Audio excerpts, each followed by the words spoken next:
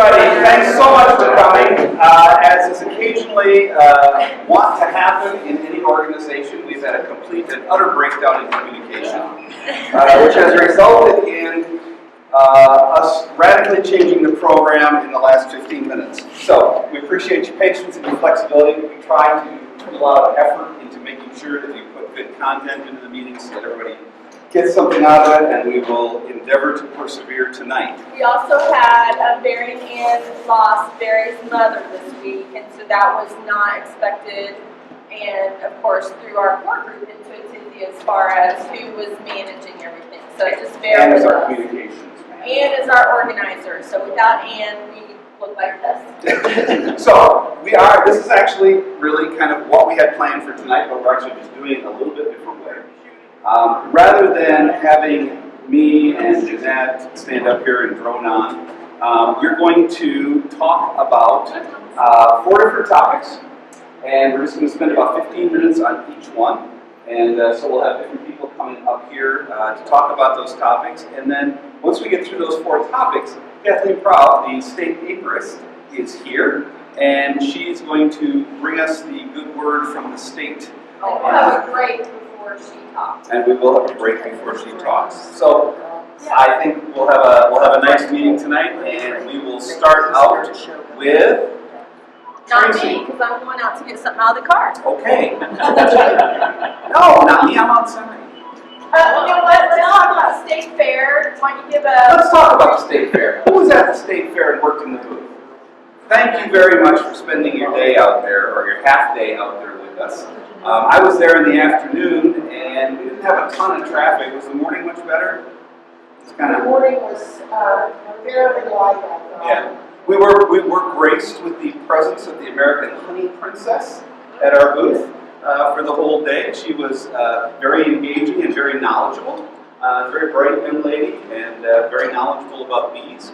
And the state organization runs that booth, and the honey that's sold there, a percentage of that money stays with the state organization, who later distributes it to all of the clubs who helped out.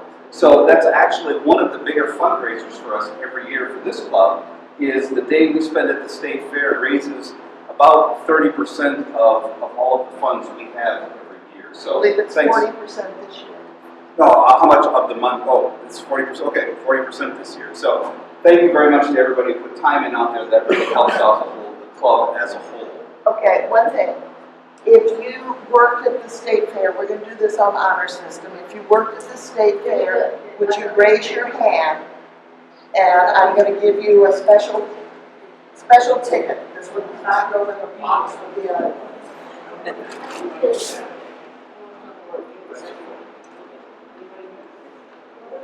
Oh, I think she's Keep this one separate. Special gift for the people that work. Yes. And special option. Put your hand up. I guess you don't need to you're just handing out tickets. We're flexible. Oh, yeah.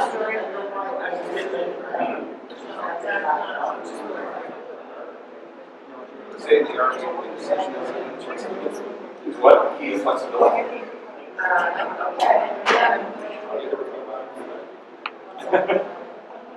Okay, well, while Jeanette finishes passing the tickets out, we're going to go ahead and get started. And we'll start with a discussion on mite counts by our good friend, David Holt. Is that me? You're on, buddy. You're on. I didn't know I was doing this till I got here. It's 3 minutes, something like that. So I'm ill prepared, but I'm going to give it a shot. All right, so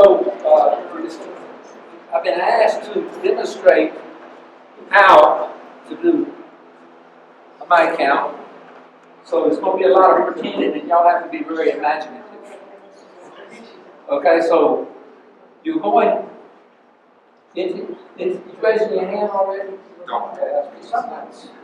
We're getting it. Okay. All right. So you want to go into your brood. That's where the mites reside. You don't get a honey frame out here and try to get a mite count because it's going to be skewed because all the mites are concentrating on where the brood is. So you want to go into where your brood is, and you have to pretend like this is a brood frame covered with bees. Okay. Now, before you start this, you want to take a really good close look at this because you do not want to do this with your queens. Because if you use an alcohol wash, you won't get her back. And if you use a sugar roll, she may not start laying for about 3 weeks because she's going to be bruised up. Okay, so you have to make certain there's not a queen on the frame.